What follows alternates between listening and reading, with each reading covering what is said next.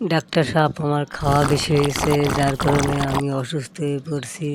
আমার বউ ধরে এখানে নিয়ে এসেছে, এখন যা করার কিছু করেন।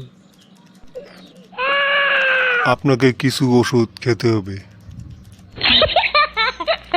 ডাক্তার সাহেব, এক ফুট পানি খাওয়ারও জায়গা নেই। 5 বছর পর বন্ধুর সাথে দেখা, বন্ধুর সাথে এই গলাটা পর্যন্ত খেয়েছি, এখন ভিতরে কোনো জায়গাই নেই।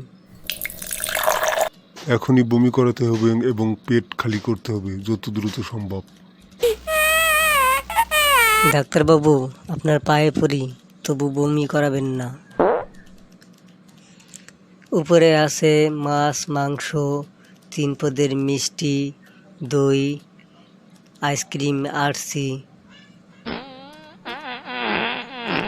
ডাক্তার সাহেব, যা বার করার নিচ দিয়ে বার করুন। নিচে আছে শাক ভাজি, ডাল, মটরশুঁটি এবং কুমড়ার গাঁটি, আরও অন্য কিছু আছেন। যা বার করার নিচ দিয়েই বার করুন, আমার কোনো আপত্তি নেই।